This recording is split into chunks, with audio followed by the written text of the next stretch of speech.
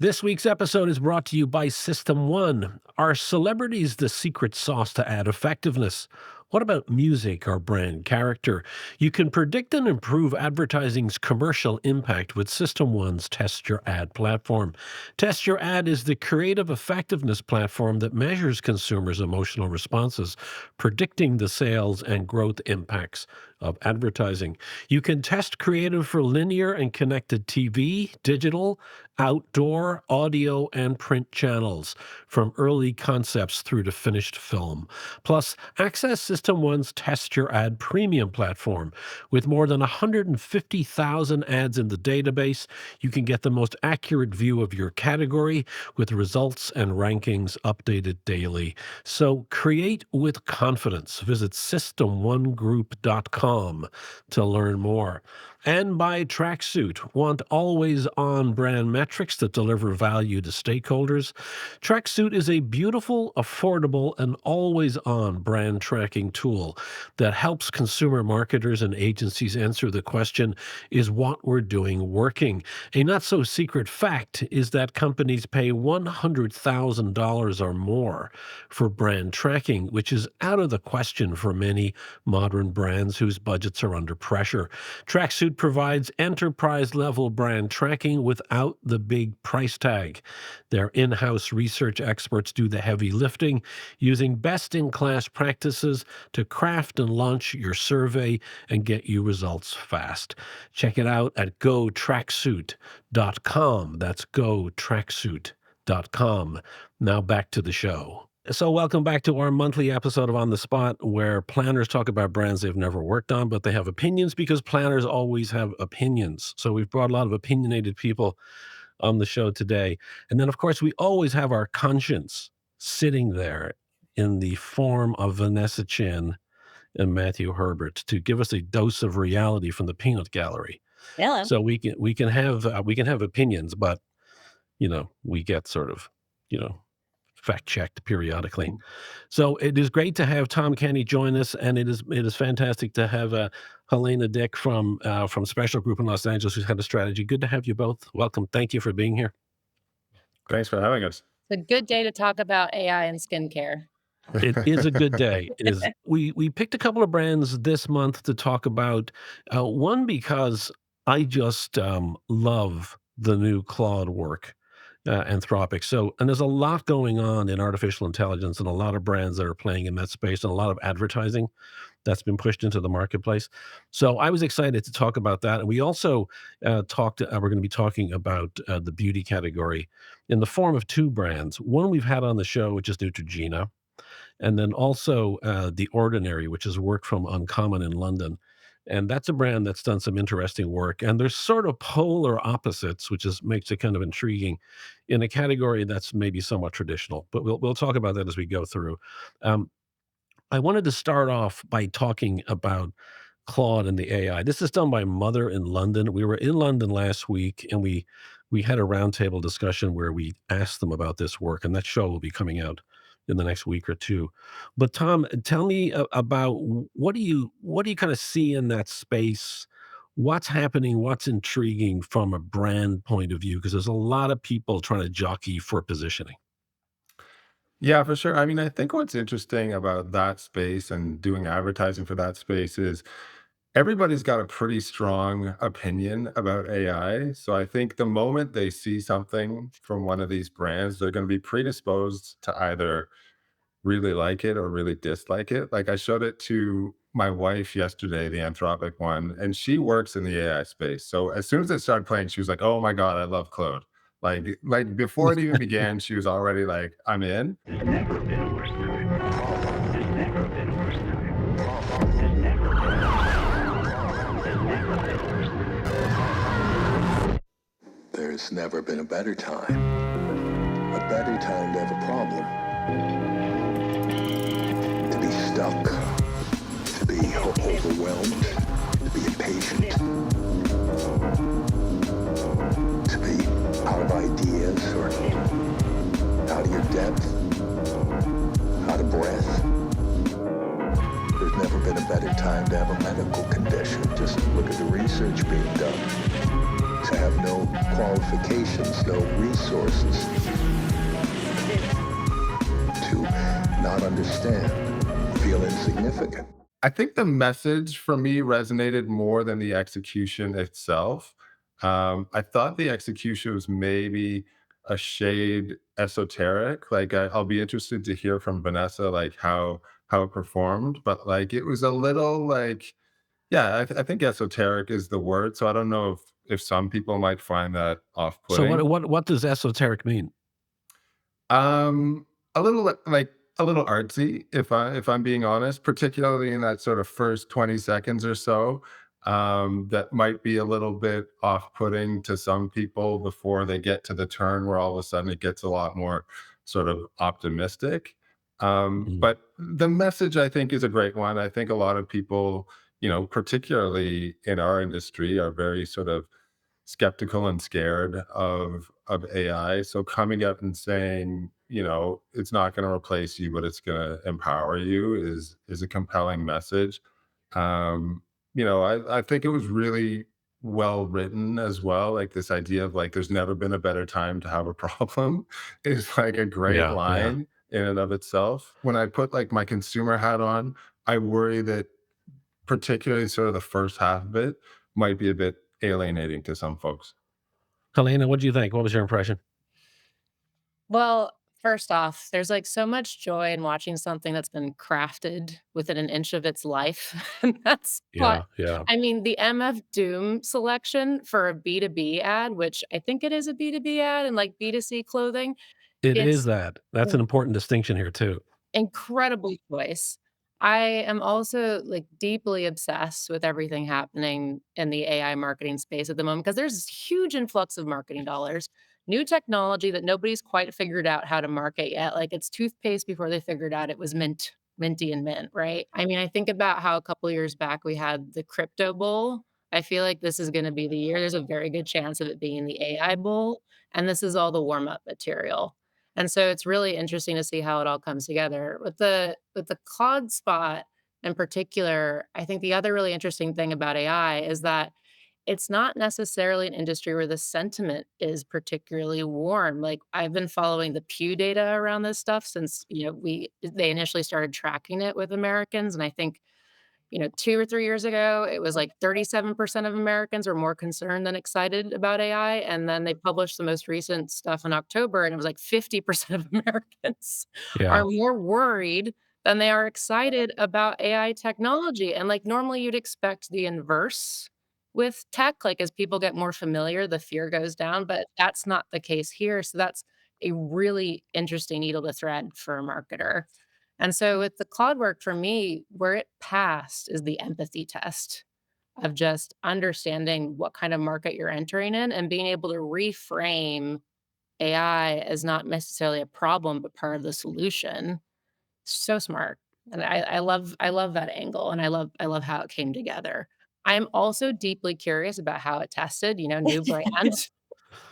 Right. Yeah, Oh, the interest why don't we just dive into that, Vanessa? Tell us what's happening. The cloud work low, and really, what we see when I in all the work that we tested, so we tested ChatGPT and Meta and Google, and what we're really seeing actually comes down to branding. And the cloud work, actually has 2 things that are, unfortunately going against it. So brand recognition has a huge impact on your emotional response to the work. So if the branding is low and then you don't get that immediate recognition, it does change the course of how someone emotionally feels about the work. So Claude being new, at least to the general population, does suffer from low branding. And the other component is when you're presenting someone with a problem, you really need to have spend a lot of time uh, overcoming that and providing someone with hope and a solution. And this work doesn't necessarily release those negative emotions at the end of the work. So that's just something to keep in mind when you're choosing to present the public with a problem. You have to give them a very clear, solid solution to it. What I loved about this work was the fact that it acknowledged the problem. It acknowledged the fear and acknowledged the fact that AI is not a threat, that it can be an amazing opportunity. And for me, I thought that message was like super clear, and that would give ultimately give comfort to people who are But paying in the attention to it. executional details, the music choice and the quick cuts was actually very jarring to the viewer. So, while the voiceover was trying to communicate the solution, the executional choices were still keeping you in this space of being a little bit scared and Yeah, fearful. and I can imagine that there would be because I think to Tom's point earlier, it is, or to actually to Helena's point, it is a B2B execution. So it's not it's not surprising that most general pop people wouldn't connect with this. I don't think it's designed for that. It's designed more for the sort of the enterprise buyer or the enterprise user, where I think everybody else in the category, Tom, I think is actually designed towards the everyday user. It's designed towards somebody who has a phone in their hand because everybody else is really kind of serving a different, more of a consumer audience versus the business audience. Yeah, it's interesting. I mean, when you say, Vanessa, that like they didn't quite make the solution clear enough, I guess the folks on this call are pretty sort of invested in the AI space, and perhaps the folks that are being targeted by this spot are invested. So there's a bit of a shorthand where like we understand the fear, we understand how AI is intended to sort of um, not be the inhibitor or the replacer of us, but the enhancer. So perhaps for the audience, you don't need to be quite explicit about the how, because there is a bit of a shorthand there. But then when you go to sort of a Gen Pop target, you need to be a bit more explicit about it. The spot that this reminds me of is, do you folks remember it was for iPad and it was called Your Verse? We don't read and write poetry because it's cute. We read and write poetry because we are members of the human race, and the human race is filled with passion. Medicine, law, business, engineering, these are noble pursuits and necessary to sustain life. But poetry, beauty, romance, love, these are what we stay alive for. Which it's actually like one of my favorite spots of all time, which is perhaps a bit of the reason why I didn't love this Claude spot quite as much, is because in my head I was comparing it to like one of my favorite ads. But that one took a similar approach in terms of talking about it also felt very B2B, talking about how technology can sort of help solve your problems and all of that. But it, for me, took a bit more of a human approach, which allowed me to sort of plug into it a bit more easily. Matt, how do things look on the from the brand track? Of course, Claude's and Anthropic are new brands. So That's right. I'm not sure if they're getting on the radar at all. Yeah, that's right. So, at Tracksuit, we've been tracking the AI assistant category for the last year or so. Penetration of AI assistants in the US, adults 64%.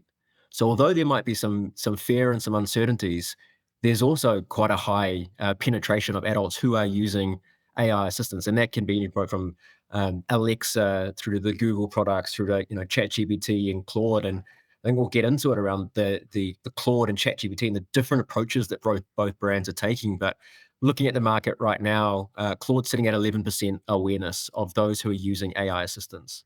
So it's still a fraction. They're still in this lower visibility awareness brands. But what I do love about the work that Mother and Claude have come out with is they're showing up and they're being relevant to a particular segment, right? And we're talking about the verbatims that we're seeing come through are advanced, unique, premium, sophisticated. And so what I think is great about it is it's relevant to the particular segment that they're going after. Helena, anything you'd add to that? Well, I think the comparison between ChatGPT and Claude is so interesting because you've Yeah, got it's one that's a huge. challenger and one that's a leader in the category. And I think what's interesting about Claude's work, I'm not super surprised by how it tested. I'm kind of usually pretty skeptical of like manifesto-y, montage stuff. But I think what's different about the Claude work is I'd almost call it like it's mission statement advertising. It's a shot across the bow to a very specific segment of folks to set themselves apart from what the leaders in the category, the folks that other people have already heard of, are talking about. I think that works when you Mm. are probably going after a more B2B set of like, how do we get more people to subscribe to us is the upgrade to like a chat GPT. But then you go Yeah. to the chat GPT stuff, and by the way, like 2 sets of work done by amazing indie agencies. Like, I love seeing these big AI brands seek out these indie shops to make and entrust with, like, the creative messaging around their platforms is just super cool to see. Every single day, the usual mom stuff. All right, so you can tell me where we're going now? Absolutely not. Why? I'm telling you till you get there. I'm telling you. Come on, man, you still No, not- there's no way I'm telling you.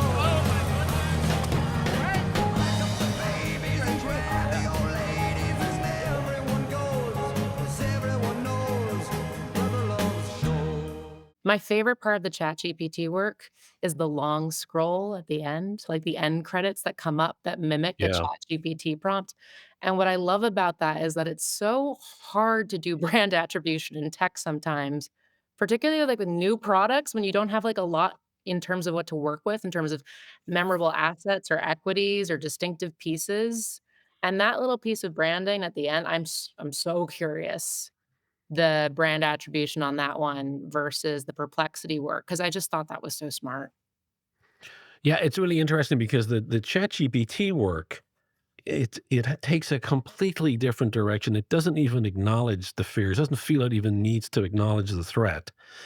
It's just presenting itself as an amazing tool that is used by everyday people. So that's the big distinction I find between Claude and everybody else. God, it would be interesting to see the sort of the split between the B2B target and Gen Pop. And again, as I always bring up when we talk about the work that's relatively new, is I just wonder whether over time, as that brand builds and maybe that tone and creative execution style builds some traction, that it Mm. begins to become an ownable space Well, that if I becomes sort of clearer. and to add to that over time, Fergus, what we're seeing is that over the past 12 months, ChatGPT has seen significant increases right throughout the funnel: awareness, consideration, investigation, preference, and usage. You claims usage of people using AI assistants at 50% for ChatGPT. 1 in 2 people have claimed to use or using ChatGPT. Like, there's some serious numbers there, and when we then look at the emotional side of it, um, and, the emotional storytelling that they've been coming out with, trust has risen from 28% to 33%. So those who are aware of ChatGPT, Mm. 33% feel that it's a brand they can trust. And relevance has also increased from 34 to 37%. And so not only has ChatGPT done a great job in terms of building emotion and familiarity, they're increasing perceptions around trust and relevance. And so, perhaps going against this the negative kind of sentiment or narrative around AI in general, when those people who are using AI assistants, I mean, ChatGPT is going in the right way around funnel metrics and perceptions. And so, to be fair, Claude is seeing it at the same rate, just at a much smaller scale. But how about these AI and big tech platforms leaning into some old school brand building fundamentals, the emotion? They're out on TV, and it's no longer product features and functionality anymore. So the marketing effectiveness lot, I'm sure, will be celebrating.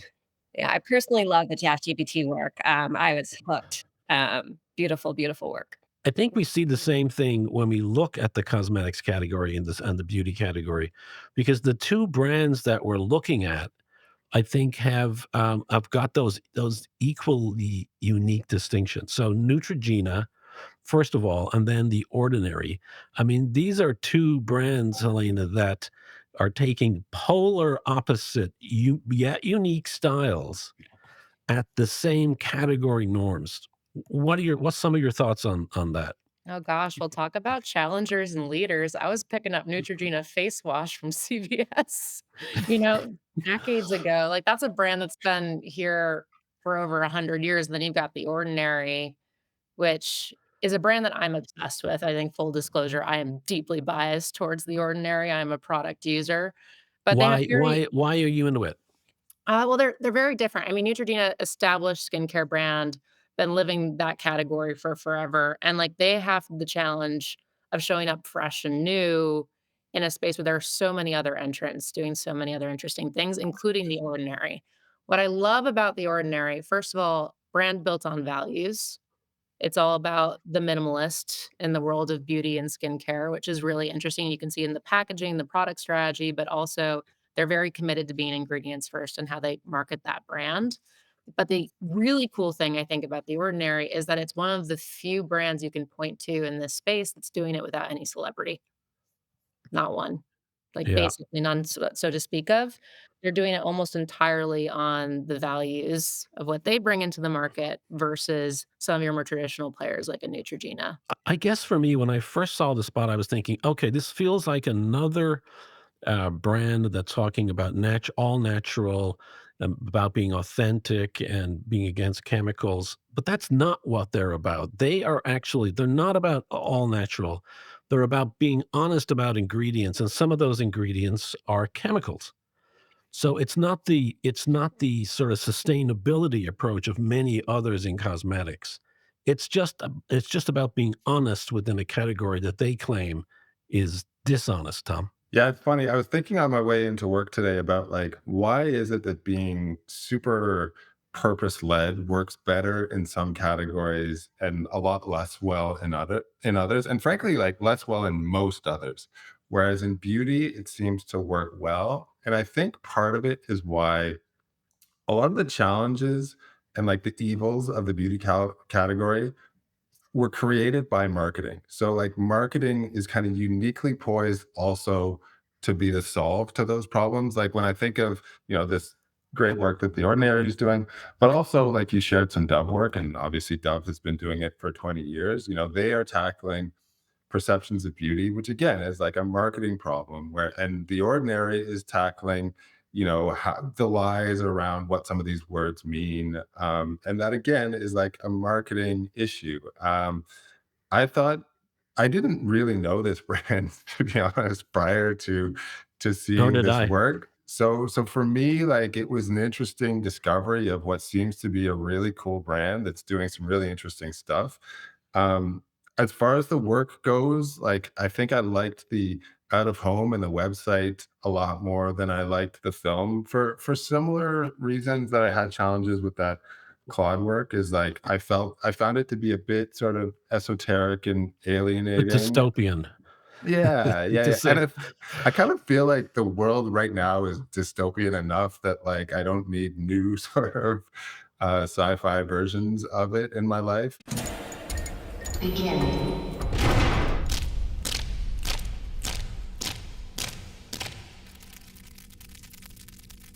Poreless. Poreless. Wrinkle erasing. Wrinkle erasing. Secret. Secret. Fat freezing. Fat freezing. Eternal youth. Medical grade. Precious. Beauty. The more I read up on the brand and sort of explored the periodic table on their website, the more I thought, wow, this is a really interesting brand doing some really interesting stuff. It felt almost, Matt, it felt almost sort of 1984-ish, Apple's 1984 spot. What's also interesting is something that you guys brought up. It's the idea of a brand picking a villain can be a very interesting strategy for many brands. So how does The Ordinary look in terms of data and how that's playing out for them? And is that Yeah, just, are you gonna be looking to the UK and US, or how do you cut that data?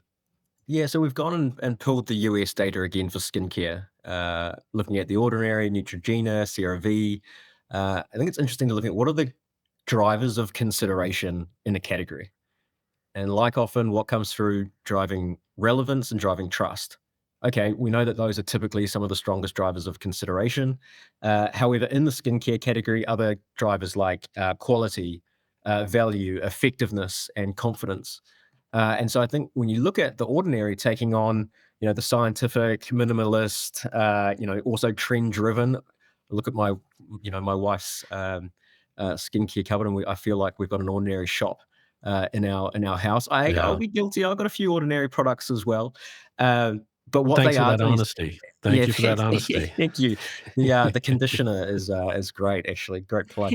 Uh, but, what I think The Ordinary is doing, amazingly job is they're being true to the associations of the scientific and the truth telling, and they are the disruptor, and the challenger in the space.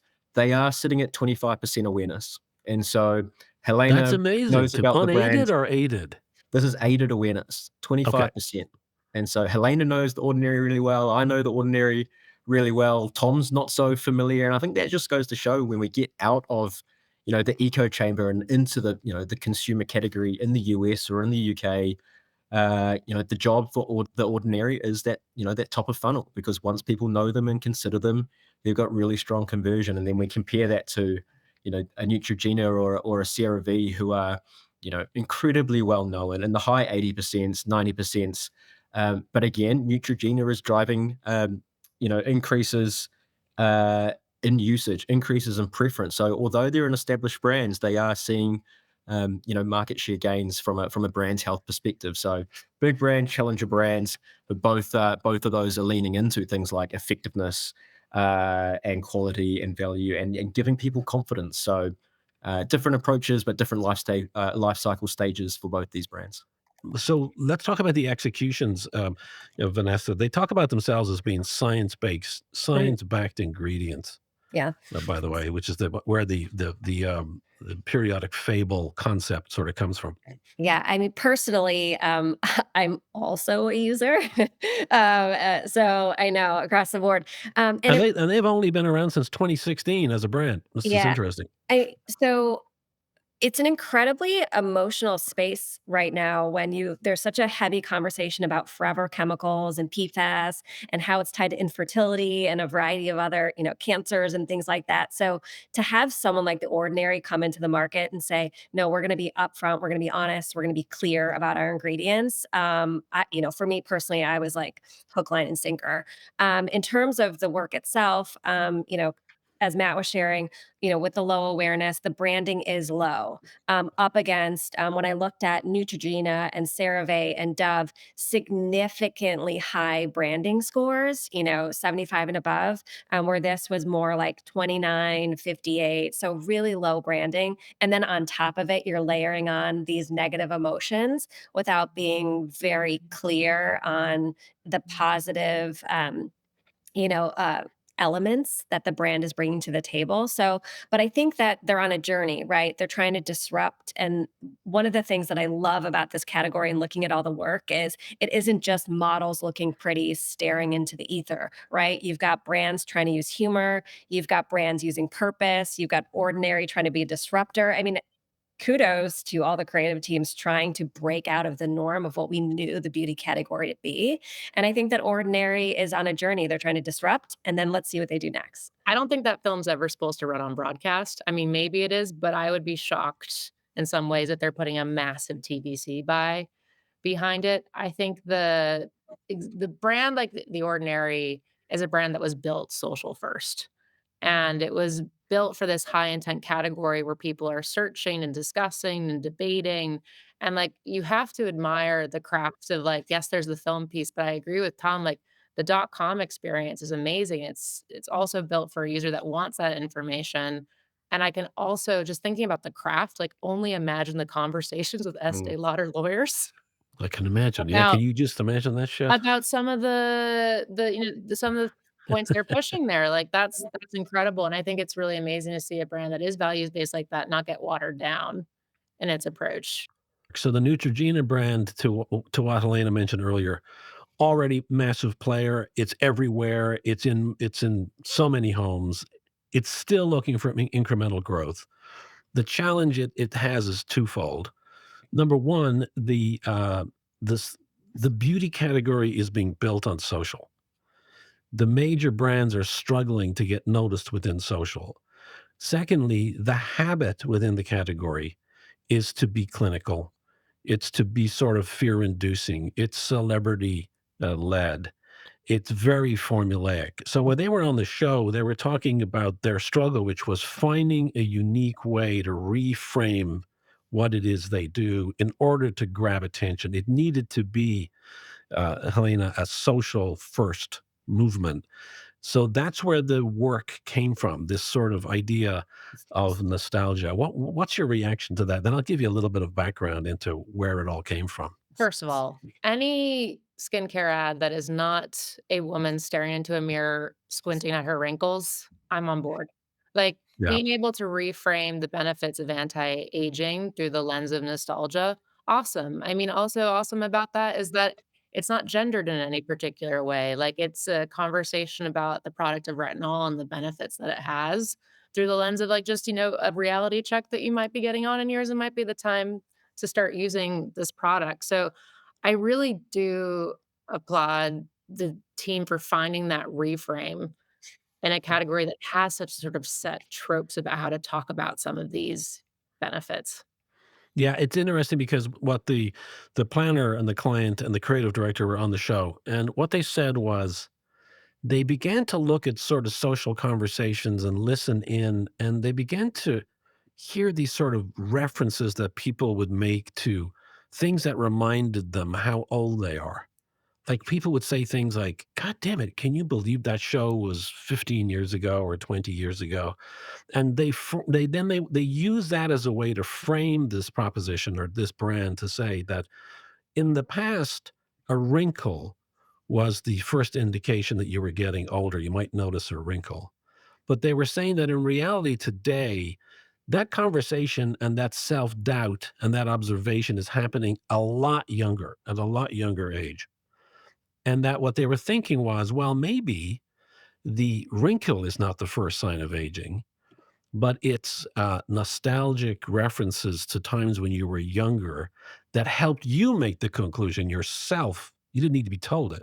You made the conclusion yourself that you were a little older. Maybe it was time for retinol, which is actually a proactive product rather than reactive product. So that's what led to that was sort of the observation that led to, well, maybe we can use cultural references from the 1990s as a way to grab attention through social and then drive it into conversations. This week on Neutrogena Remembers. Why, Donna Martin, are you asking me to marry you? Yes, David Silver. Will you marry me? I think I will. I love you. I love you.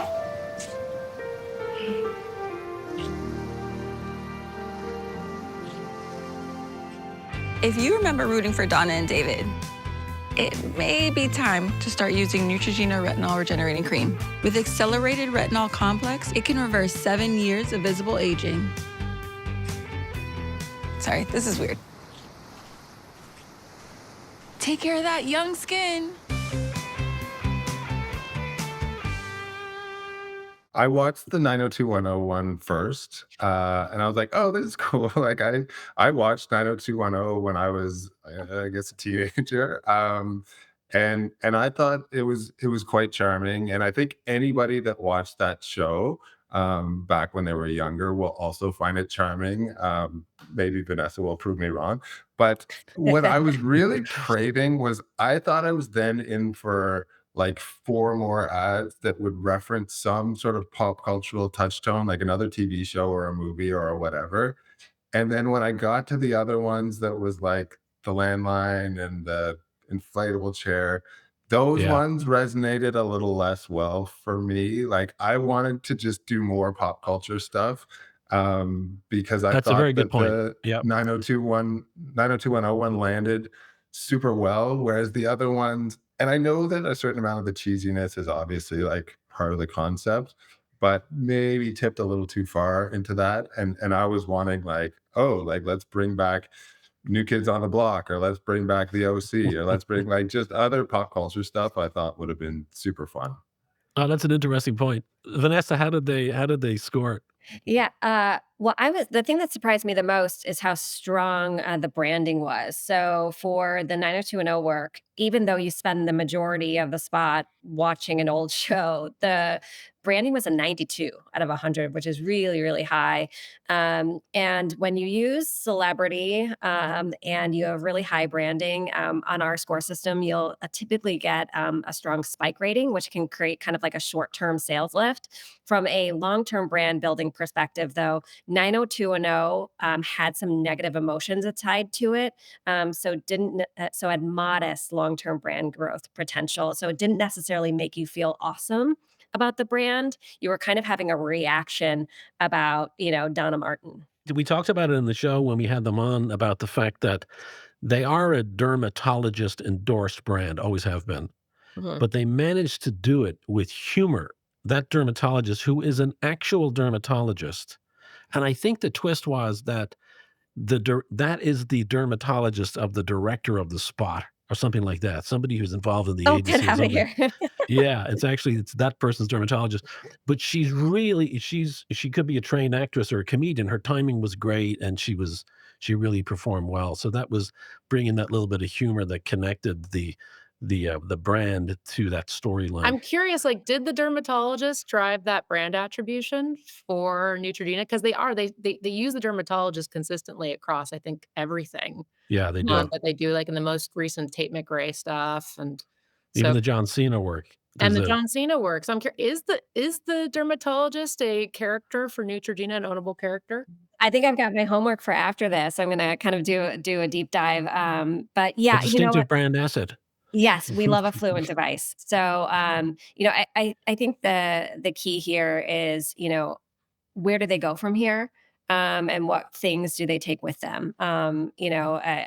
I have to imagine it'd be difficult to always license a clip from a TV show moving forward. So, what are those things from this that they want to take forward? Obviously, they were known in the '90s of plucking television stars for their campaigns, but what are those components that you're going to stick with?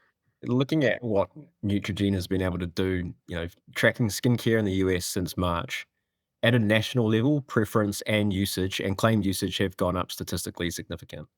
If we break that down to 35 to 44-year-olds, usage has increased 50%, at 12 percentage points to 50% claimed usage, and preference is up 13 percentage points to 35%. So they are big established brands, but they're still making moves down the bottom of the funnel. Claimed usage That's is up, huge. preference is up, and it's going, reflecting right at that spot of people that are around in the 90s, leaning into nostalgia. That and the rest of the work and the marketing and the brand and the totality of Neutrogena is seeing that bottom of the funnel going up and to the right. So yeah, kudos to the brand. Yeah, and it's BBDO New York who did this work. Is there a number on this that we can talk to, Vanessa, on the way that Uh, the the ni 90210 Yeah, the execute? 90210 is a 2.9, which, is modest, but the average for the skincare category is 1.8. Again, because that category is deeply entrenched in, the culture of models and, the fear of aging and things of that nature. So, across the board, seeing Dove and CeraVe and Neutrogena come forward with 3, 4, 5-star work, I mean, this is some of the best of the best. Let's wrap up by going around the table and getting your comments. Let's get, I'll go first to Vanessa, then I'll go to Helena, then I'll go to Tom, then I'll go to Matt. Just for sort of your comments overall or your observations from these two categories in just one or two simple sentences. Sure. From an AI perspective, there's definitely, two stories going on between the brands that are known, like Google, and they have that inherent branding incorporated into the work and that instant recognition. They're getting a lot of allowances for that in terms of the performance of the work. What I would challenge anyone working on AI is try not to sell too hard. Think about real human, emotional stories. Think about how it plays out in your life, and avoid the, faster, better, cheaper, etc. And when it comes to beauty, really, I love the fact that everyone's playing outside of the normal tropes of the category. So the fact that we're trying purpose, trying humor, trying, transparency, that's, really turning into really interesting work. Yeah. Tom. Yeah, I mean, I think these are both super exciting categories where a lot of great work is happening. When I think of the AI space, it feels to me as though there are two kind of tracks where on one side there are the brands that are sort of actively addressing the apprehensions that a lot of a lot of people have out there. And on the other side, there are the brands that are just sort of skipping right past it and just being the solution rather than sort of talking about we're not the problem, we're the solution, just we're the solution. So, like, Claude is Personally, the only one Claude is the only one who's sort of addressing that. yeah, I suppose so. Like, and personally, I gravitate to ones that are just sort of being the solution, particularly the ChatGPT stuff, which I think kind of led the pack amongst sort of the Gemini and Meta stuff. And then in the beauty space, again, I continue to find it intriguing how compelling a lot of this more purposey work is. Like, as fun as I think the Neutrogena work was, like, I think, the work that's being done by The Ordinary and Dove is really sort of disruptive, and it's gonna sort of stand those brands really well in terms of really occupying a distinct space in people's minds. Yeah, I'll go to Matt, then I'll finish actually with Helena. Matt, if I could go to you, please. I mean, looking at the AI space, a lot of lessons I think can be taken from all brands around no longer just focus on product features and functionality. This is the importance that, and strategists and planners talk about all the time. This is the old school brand building, build familiarity, build emotional connection. What's the storytelling, but also do it in a distinctive and differentiated way. And ChatGPT and Claude are at different ends of the spectrum, but are going after ChatGPT, we're for everybody. Claude, we're not for everybody, but we are for a special group. So kudos and some great learnings from there. And then you go over to the skincare category. You got Neutrogena, the most well-known brand in skincare in the US, and then The Ordinary, both leaning into effectiveness and trust and relevance. But even though Neutrogena is a huge well-known brand, they're still seeing increases when it comes to claim usage and driving preference. Whereas The Ordinary, they make more people aware of them, or they do a fantastic job once you do know about them. And, Helena, to wrap us up. I mean, first off, great picks. 2 super fun categories to talk about, so thank you for that, Fergus. I feel like Vanessa, Chris, and I are gonna form an Ordinary fan club after I'm and in. swap I'm and all swap in. product tips. Matt is also in, by the way. I'm Yeah, in. yeah. Helena, Come don't on in. forget me, please. Sorry, Matt. Please join us in the fan club. You have a conditioner. That's right. I think what also is going to stay with me after this is just the power of like the emotional product demo, particularly in tech. And I think we know that's always been the secret sauce in tech, like going back to like the Sony Balls work with Fallon, or you think about the BBH Chrome browser work, or you look at any shot an iPhone spot ever, or you think about Spotify like Daylist. And I'm really excited to see which AI brand is going to crack that emotional product demo to the best effect first. And that's just going to be a really exciting plot to follow, I think, in the upcoming years. Thank you to everybody for being here. For our planners, to Helena Dick is head of strategy at Special in LA. Tom Kenny is chief strategy officer at Courage in Toronto and was on our panel when we were live in Toronto last year. That was a great one. And Matt Herbert is co-founder of Tracksuit. Vanessa Chin, SVP marketing for System One here in Chicago. Thank you all for a great conversation around 2 Thanks, topics. We Fergus. really appreciate it. Thanks a lot, guys, and Thanks, have everyone. a Thanks, you great week, and we'll see everybody on the next episode.